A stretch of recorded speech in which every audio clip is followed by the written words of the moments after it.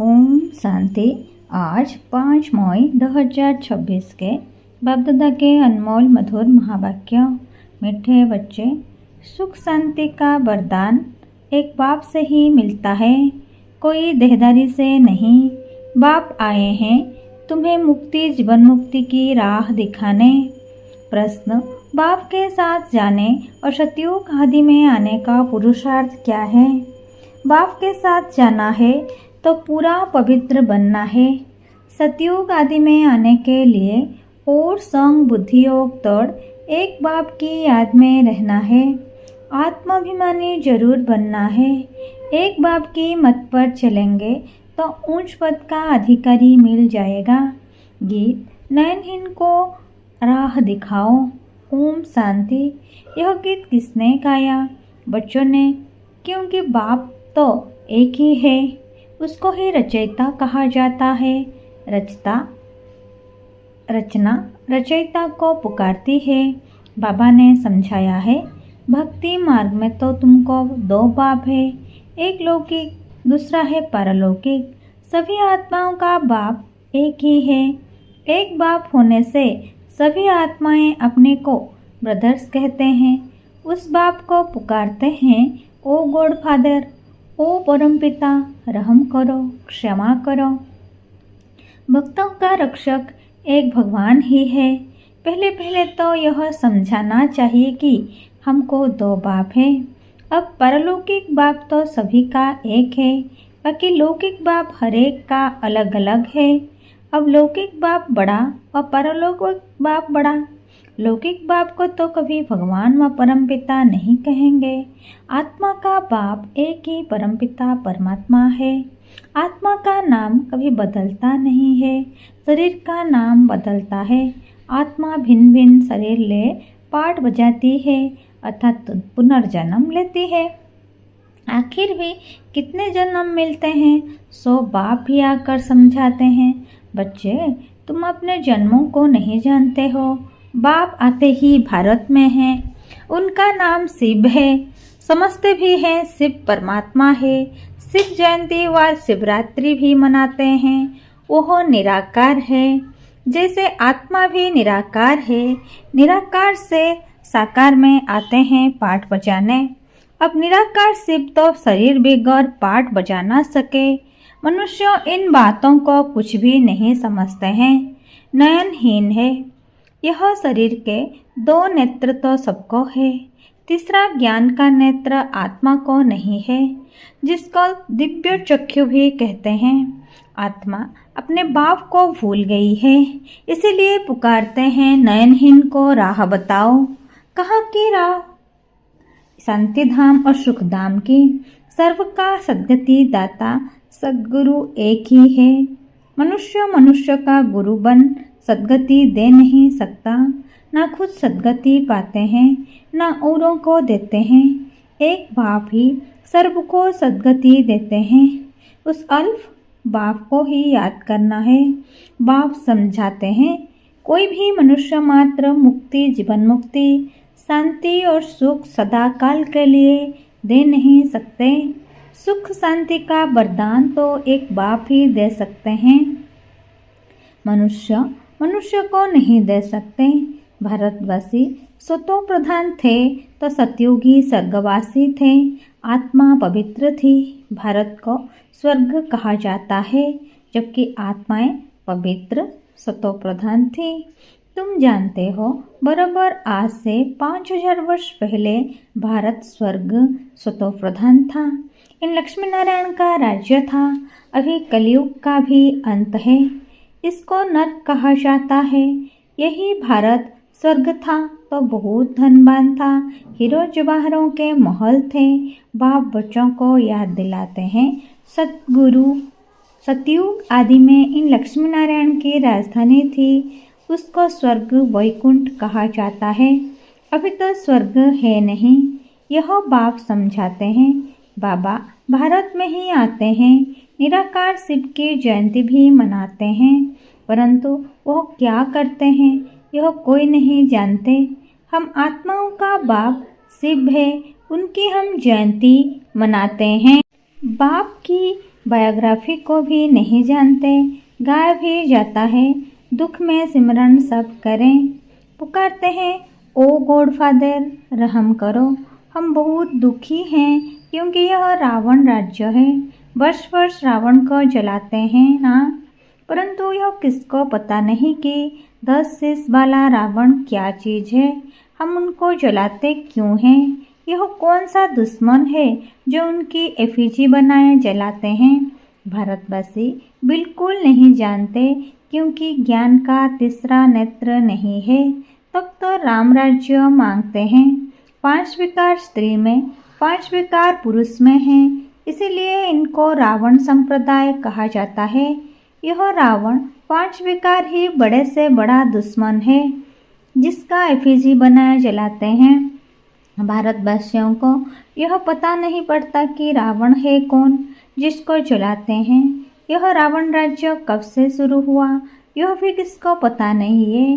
बाप समझाते हैं राम राज्य सतयुग त्रेता, रावण राज्य द्वापर कलयुग, सतयुग में इन लक्ष्मी नारायण का राज्य था। इन्हों को यह राज्य कहाँ से कैसे मिला यह कोई नहीं जानते। यह समझने की बातें हैं, इसमें अटेंशन देना पड़ता है। मोस्ट बिलव्ड बाप है, तब तो उनको भक्ति मार्ग में भी पुकारते हैं। भारत में जब इन्हों का लक्ष्मी नारायण का राज्य था तो दुख का नाम नहीं था, अभी दुखधाम है। कितने अनेक धर्म है। सतयुग में एक धर्म था, इतनी सब आत्माएं कहाँ चली जाएंगी किसको पता नहीं है क्योंकि नयनहीन है। शास्त्रों से ज्ञान का तीसरा नेत्र किसको नहीं मिलता है। ज्ञान नेत्र ज्ञान सागर परमपिता परमात्मा ही देते हैं। आत्मा को तीसरा नेत्र मिलता है। आत्मा भूल गई कि हमने कितने जन्म लिए हैं। सतयुग में जो देवी देवताओं का राज्य था वो कहाँ गया। गाते भी हैं मनुष्य 84 जन्म लेते हैं, 84 का चक्र कहते हैं, परंतु कौन सी आत्मा 84 जन्म लेती है। जो पहले भारत में आते हैं वो थे देवी देवता, फिर 84 जन्म भोग अंत में पतित बन जाते हैं।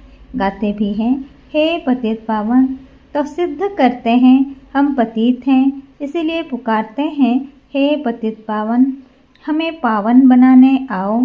जो खुद ही पतित हैं वो फिर औरों को पावन कैसे बनाएंगे। बाप समझाते हैं आधा कल्प भक्ति मार्ग में रावण राज्य 5 विकार होने कारण भारत ने इतना दुख को पाया है। 84 जन्म तो लेते ही हैं, उनका भी हिसाब समझाना चाहिए। पहले पहले सतयुग में है सतो प्रधान, फिर त्रेता में है सतो आत्मा में खाद पड़ती है।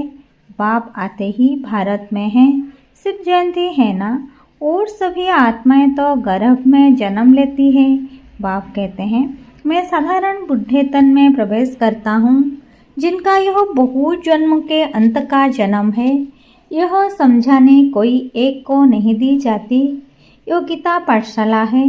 मनुष्य को देवता बनाने के लिए यह राजयोग सिखाया जाता है। तुम यहाँ आए हो स्वर्ग की बादशाही प्राप्त करने, जो बाप ही दे सकते हैं। गीता पढ़ने से कोई राजा बनते नहीं हैं और ही रंक बनते जाते हैं। बाप गीता का ज्ञान सुनाए राजा बनाते हैं, औरों द्वारा गीता सुनने से रंक बन गए हैं। भारत में जब इन लक्ष्मी नारायण का राज्य था तो प्योरिटी, पीस, प्रॉस्पेरिटी थी। पवित्र गृहस्थ आश्रम था, वहाँ हिंसा का नाम नहीं था। फिर द्वापर से लेकर हिंसा शुरू हुई है। काम कटारी चलाते चलाते तुम्हारी यह हालत आकर हुई है। सतयुग में 100% सल्वेंट थे, सतो प्रधान थे। यह राज कोई भी मनुष्य अथवा साधु संत आदि नहीं जानते। बाप जो ज्ञान का सागर पतित पावन है वही आकर सतो प्रधान बनने की युक्ति बताते हैं। रावण की मत पर मनुष्यों का देखो क्या हाल हो गया है। राजे लोग भी वह जो पवित्र राजाएं होकर गए हैं उन्हों के चरणों में जाकर पढ़ते हैं और महिमा गाते हैं। आप सर्वगुण संपन्न, हम नीच पापी हैं, हमारे में कोई गुण नहीं है।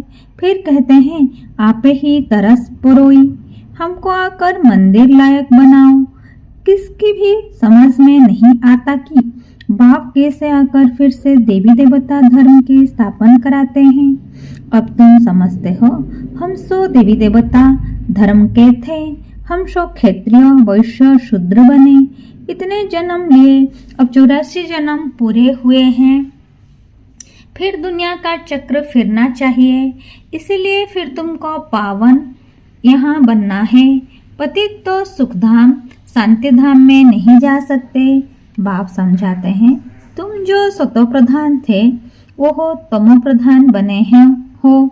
गोल्डन एज से फिर आयरन एज में आए हो, फिर गोल्डन एज बनना है, तब मुक्तिधाम सुखधाम में जा सकेंगे। भारत सुखधाम था, अब दुखधाम है। गीत में भी सुना, हम नयनहीन को राह बताओ, हम अपने शांति धाम में कैसे जाएं। वो लोग तो कह देते हैं परमात्मा सर्वव्यापी है, फलाना अवतार है, परशुराम अवतार है। अब बाप परशुराम बन किसको भारत मारते होंगे क्या? हो नहीं सकता। बाप समझाते हैं तुमने इस चक्र में कैसे 84 जन्म लिए हैं। अब मुझ अलफ को याद करो। हे आत्माएं, देही अभिमानी बनो। देहाभिमानी बन तुम बिल्कुल ही दुखी, कंगाल, नरकवासी बन पड़े हो। अगर स्वर्गवासी बनना है तो आत्माभिमानी जरूर बनना है। आत्मा ही एक शरीर छोड़ दूसरा लेती है। अब 84 जन्म पूरे हुए हैं, फिर सतयुग आदि में जाना है। अब मुझे याद करो और श्रम बुद्धियोग तोड़ो। रोहो भल गृहस्थ व्यवहार में अपने को आत्मा निश्चय करो। आत्मा एक शरीर छोड़ दूसरा लेती है। अब देही अभिमानी बनना है। मुझे याद करो तो खाद सब जल जाएगी, तुम पवित्र बन जाएंगे। फिर मैं सब बच्चों को ले जाऊंगा। अगर मेरी मत पर नहीं चलेंगे तो इतना ऊंच पद नहीं पाएंगे। लक्ष्मी नारायण का ऊंच पद है। जब इन्हों का राज्य था तो और कोई धर्म नहीं था। द्वापर से फिर और धर्म आते हैं। सतयुग में मनुष्य भी थोड़े होते हैं। अब तो बहुत धर्म होने के कारण कितने दुखी हो गए हैं। वही देवता धर्म वाले अब फिर पतित होने से अपने को देवता कहते नहीं है, हिंदू नाम रख दिया है। बाप समझाते हैं तुम जब लायक देवी देवता थे तब सारे विश्व पर राज्य था, सब सुखी थे। अब दुखी बन पड़े हैं। भारत हेबिन था, वो अब हेल बन गया है। फिर हेल को हेबिन बाप बिगर कोई बना ना सके। देवताओं को संपूर्ण निर्विकारी कहा जाता है। यहाँ के मनुष्य तो संपूर्ण विकारी हैं। इनको कहा जाता है पतित।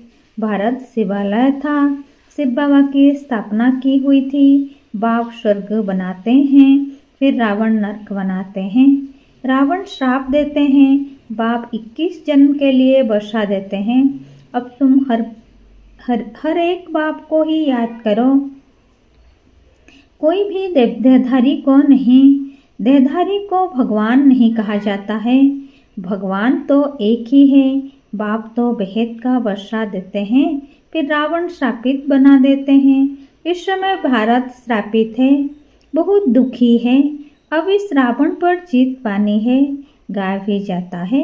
देदान तो छूटे ग्रहण, वो ग्रहण जो लगता है वो तो पृथ्वी का परछाया है। अब बाप कहते हैं तुम्हारे ऊपर 5 विकारों रूपी रावण का ग्रहण है। यह 5 विकार दान में दे देने हैं। पहला तो दान दो कि हम कभी विकार में नहीं जाएंगे। यह काम कटारी ही मनुष्य को पतित बनाती है। अच्छा, मीठे मीठे सिकलधे बच्चों प्रति माता पिता बाप दादा का याद प्यार और गुड मॉर्निंग। रूहानी बाप की रूहानी बच्चों को नमस्ते। हम रूहानी बच्चों के रूहानी माता पिता बाप दादा को याद प्यार गुड मॉर्निंग और नमस्ते नमस्ते नमस्ते। धारणा नंबर 1, बाप जो नॉलेज देते हैं उसे पूरा अटेंशन देकर पढ़ना है।